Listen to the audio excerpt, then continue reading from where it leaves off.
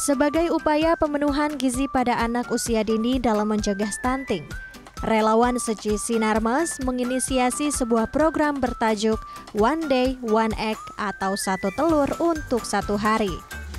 Program yang telah berjalan sejak 27 Juli 2025 ini menyasar pada murid-murid PAUD Cahaya Permata Indonesia, Marunda, Jakarta Utara, khususnya mereka yang berasal dari keluarga kurang mampu. Hingga kini program One Day One Egg masih berjalan setiap harinya dengan menyediakan makanan bergizi berbahan dasar telur untuk murid-murid di sana. Menurut Kepala Sekolah PAUD Cahaya Permata Indonesia, Tur Senawati mengatakan program ini sangat bermanfaat untuk meningkatkan gizi pada anak. Sebanyak 66 murid dari kelas pagi dan siang hari mendapat asupan telur setiap harinya. Anak-anak usia 3 hingga 5 tahun ini tampak lahap menyantap hidangan yang kaya protein tersebut. Yang menarik pada program ini, orang tua murid pun turut ambil bagian. Mereka secara sukarela membantu memasak telur, mendampingi guru-guru dalam menyiapkan makanan bergizi bagi anak-anak. Kegiatan ini tidak hanya membawa senyum ke wajah anak-anak, tapi juga memberikan harapan akan masa depan yang lebih sehat. Dengan semangat gotong royong, program ini diharapkan bisa terus berlanjut dan menjangkau lebih banyak anak di berbagai wilayah di Indonesia. Ya, untuk membahasnya lebih lanjut kita telah bersama dengan Bapak Hong Chin selaku relawan dari Yayasan Buddha Seci Indonesia Sinarmas. Kita langsung sapa. Selamat siang Pak Hong Chin. Apa kabar Pak? Baik, terima kasih Andrew. Apa kabar? Terima kasih sudah bertanya. Kami di sini juga dalam keadaan yang baik. Kita lihat tadi di tayangan luar biasa sekali ada program namanya One Day One Egg. Ini unik dan luar biasa sekali Pak Hong.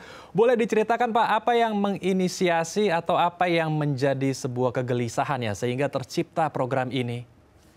Ya, kami dari Seci Sinarmas kebetulan juga sudah familiar dengan Rusun Marunda keadaannya.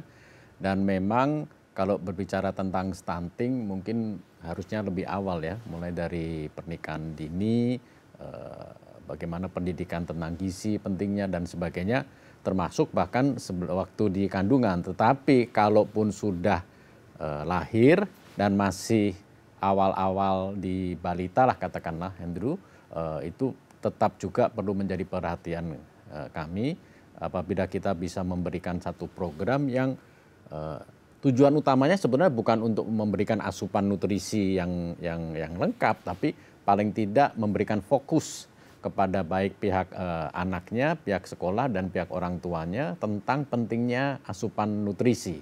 Jadi itulah pertimbangan Seci Sinarmas untuk menginisiasi program One Day One Egg di Rusun Marunda ini. Jadi ingin meminimalisir terjadinya stunting dan juga ingin menggenjot lagi ya program pemenuhan gizi pada anak-anak kita ya. Betul, betul. Oke, dari sekian banyaknya produk pangan, kenapa telur yang dipilih Pak? Dan sebetulnya seberapa bermanfaat telur bagi tumbuh kembang anak? Sangat bermanfaat dan protein itu adalah salah satu yang kandungan telur yang cukup bagus dan merupakan nutrisi yang sangat diperlukan untuk tumbuh kembangnya terutama anak-anak balita ya. Jadi kalau kebutuhan anak-anak balita itu terutama yang di PAUD seperti yang kami pilih untuk mulai pilot project itu barangkali sekitar 20 gram sampai 30 gram per anak per hari untuk protein. Nah, satu telur itu sebetulnya hanya 7 gram. Jadi setelah One Day One Egg mungkin nanti kalau kita lihat sudah berhasil kita tingkatkan One Day Two Eggs gitu ya supaya bisa memberikan minimal 14 gram atau sekitar setengah daripada kebutuhan protein mereka. Tentunya pemenuhan kebutuhan ini lebih banyak di rumah. Tapi dengan dibantu diberikan di sekolah pada waktu mereka belajar, itu memberikan fokus perhatian bahwa pemenuhan kebutuhan gizi minimal dari protein ya, itu penting bagi anak-anak. Oke, luar biasa. Ini artinya setiap hari akan diberikan telur anak-anak di sana ya Pak ya? Betul, betul. Nah, ini yang menjadi pertanyaan juga kan anak-anak terkadang suka bosan ya Pak ya, dengan makanan apalagi kalau telur yang setiap hari diberikan kepada anak di sekolah. Lalu bagaimana supaya anak-anak di sana bisa merasa happy, bisa fun begitu mengonsumsi produk telur setiap hari? Apakah menu-menunya dibikin berbeda begitu Pak? Ya, memang harus begitu ya untuk anak-anak.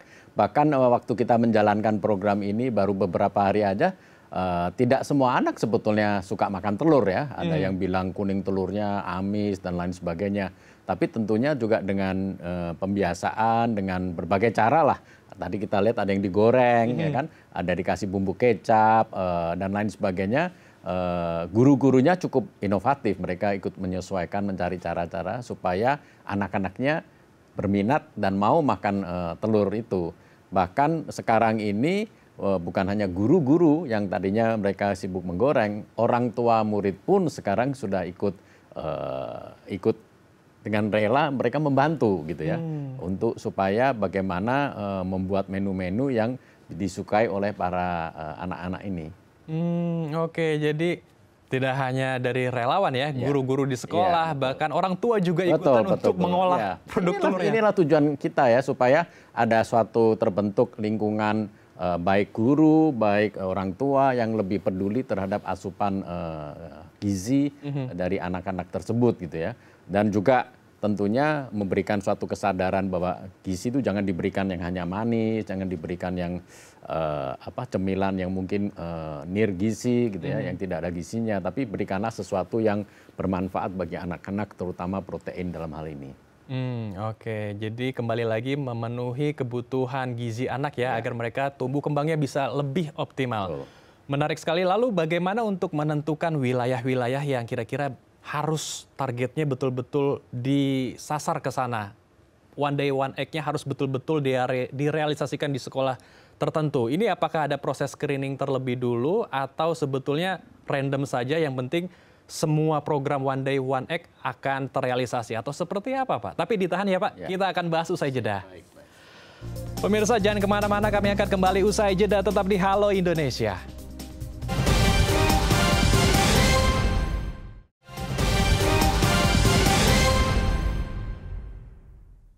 Terima kasih pemirsa, Anda masih bersama kami di Halo Indonesia. Kita akan lanjutkan diskusi hangat kita bersama dengan Hong Chin selaku relawan Yayasan Buddha Seci Sinarmas. Kita langsung sapa kembali narasumber kita.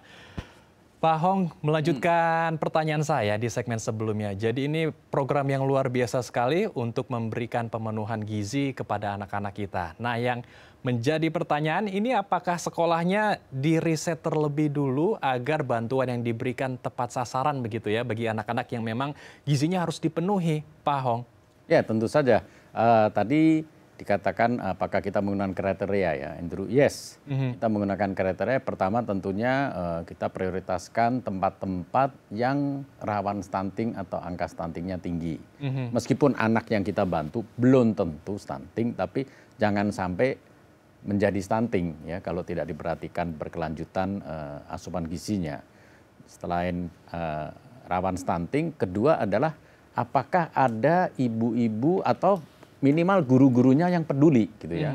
Karena kalau kita tidak punya dalam artian relawan, pemerhati atau ekosistem untuk membantu kita menjalankan program ini, ya akan susah karena ini adalah tiap hari ya. Jadi selain rawan stunting juga kita cari tempat-tempat yang memang ada sebetulnya kepedulian dari guru atau orang tua untuk hal ini, sehingga akan lebih mempermudah kalau ada dua faktor ini.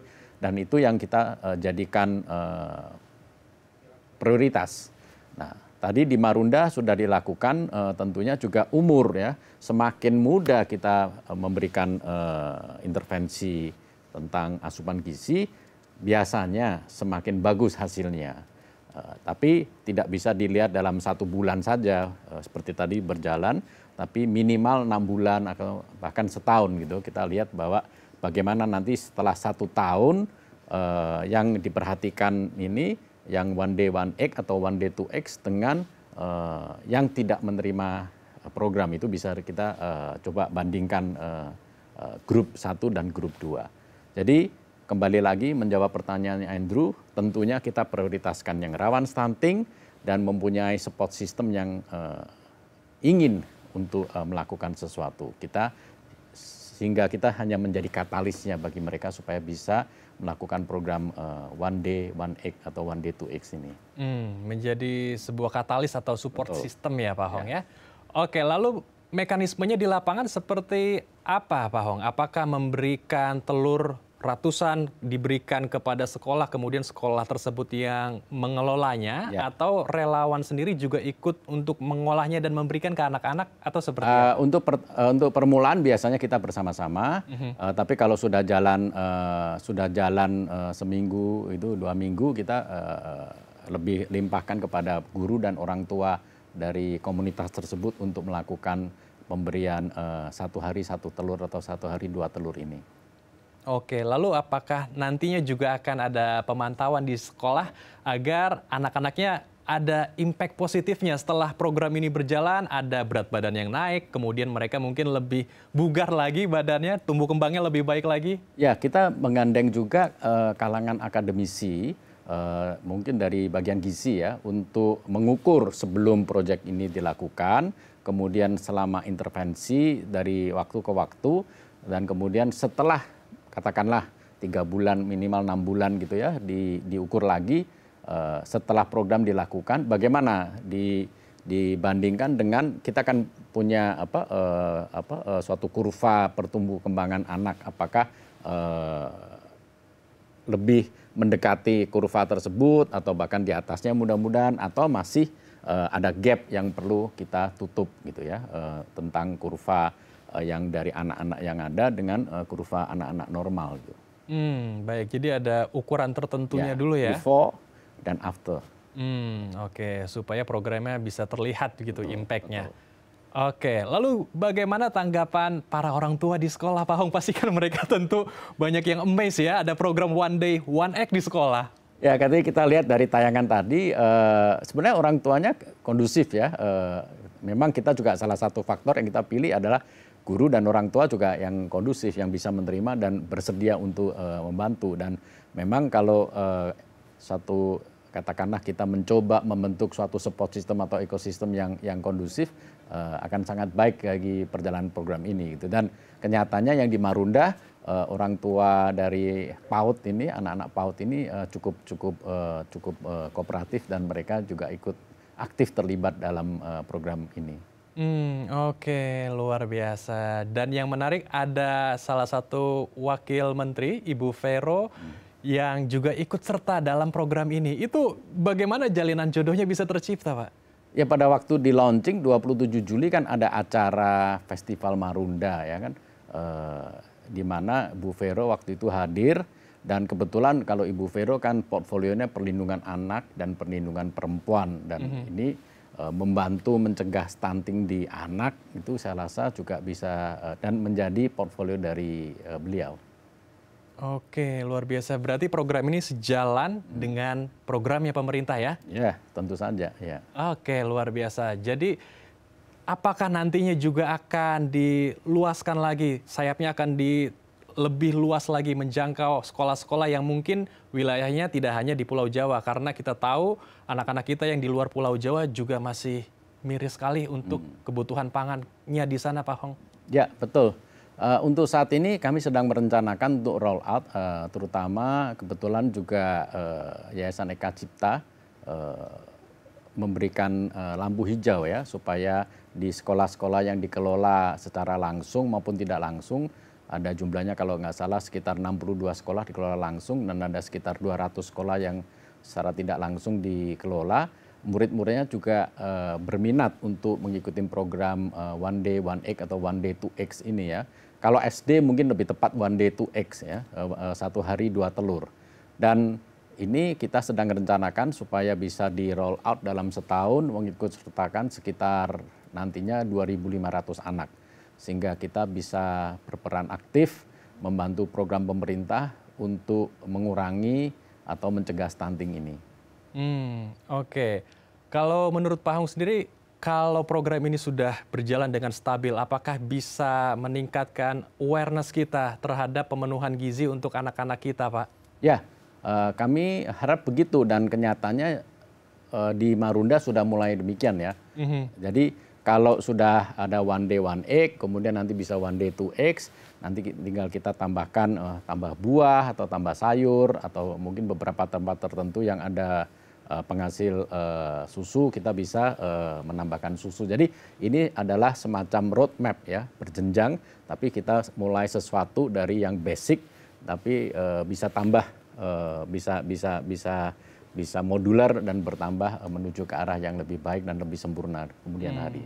Oke, jadi bertahap ya, satu demi satu nanti akan semuanya lengkap, 5 sehat 4 sempurna untuk anak-anak. Tapi ingat bahwa kewajiban atau utama untuk pemenuhan kebutuhan asupan gizi adalah di rumah. Betul, di rumah. Bukan di sekolah gitu. Di sekolah kita hanya bisa membantu trigger sebagai katalis supaya ada perhatian yang lebih kepada asupan gizi supaya diperhatikan gitu ya. Tapi kembali lagi kepada orang tua di rumah masing-masing yang tentunya mereka mempunyai kewajiban untuk memberikan asupan gizi kepada anak-anak mereka. Ini yang menjadi pertanyaan bagi saya juga. Jadi kan intinya itu di rumah, orang tua ya yang harus memenuhi gizi anak. Bagaimana agar para orang tua kita yang ada di rumah, terutama mereka yang dari kalangan menengah ya, ekonomi lemah, ini bisa sadar dan aware bahwa kebutuhan gizi pada anak-anaknya ini perlu sekali diberikan. Apakah ada seperti ruang edukasi juga untuk mereka agar mereka bisa menangkap poin intinya itu adalah memenuhi kebutuhan anak tercinta di rumah? Ya, tentu saja seperti tadi kalau mereka orang tua sudah membantu menyiapkan menggoreng telur bersama guru, nanti bisa meluangkan waktu ya kan untuk edukasi, untuk pelatihan tentang asupan gizi yang bagus dan seimbang gitu ya. Jadi udah ada suatu ketertarikan dulu yang penting terhadap asupan gizi untuk anak ini adalah sesuatu yang penting. Nah, kemudian mereka nanti dengan interaksi yang dengan guru-guru itu bisa dengan lebih mudah, lebih cair tentang selain protein, apa yang perlu, apakah mikronutrien, apakah kemudian juga komposisi daripada yang seimbang itu seperti apa, itu bisa lebih dikenalkan dan mereka biasanya lebih terbuka untuk belajar tentang hal tersebut. Karena didahului dan dibarengi dengan praktek nyata di lapangan. Oke, luar biasa. Terakhir Pak Hong, apa harapan besar Pak Hong dan pesan juga untuk masyarakat luas mulai dari kalangan sekolah dan juga orang tua agar betul-betul bisa aware dalam memenuhi kebutuhan gizi anak-anak kita? Mungkin Pak Hong juga bisa nanti menceritakannya atau menjawabnya menghadap kamera. Ya, memenuhi kebutuhan asupan gizi dari seorang anak tentunya merupakan tugas dan tanggung jawab yang utama adalah dari orang tua. Tetapi bila mana memungkinkan dari lingkungan sekolah, guru, dan komunitas sekitarnya juga bisa ikut serta bergotong royong karena hal ini bagi sebagian mungkin hanya masalah tentang pengetahuan, tapi bagi sebagian besar yang lainnya mungkin adalah masalah ekonomi keluarga. Saya rasa perlu gotong royong semua pihak untuk melakukan hal yang baik, pemenuhan kebutuhan gizi bagi anak-anak kita. Baik, luar biasa. Terima kasih sekali lagi Pak Hong telah bergabung bersama kami di Halo Indonesia. Semoga program ini bisa meningkatkan tumbuh kembang anak kita dengan optimal sehingga kita bisa menyambut Indonesia 2045 dengan penuh harapan. Terima kasih sekali lagi Pak Hong. Terima kasih. Sudah makan telurnya hari ini? Oh belum Pak. Belum ya? Nanti kita coba ya. Oke. Kalau Andrew harus dua biji ya, mungkin 2 butir kali. Oke. Baik, terima kasih sekali lagi Pak Hong. Terima kasih. Baik, pemirsa kami masih memiliki berbagai informasi menarik dan inspiratif lainnya. Untuk itu tetap bersama kami di Halo Indonesia.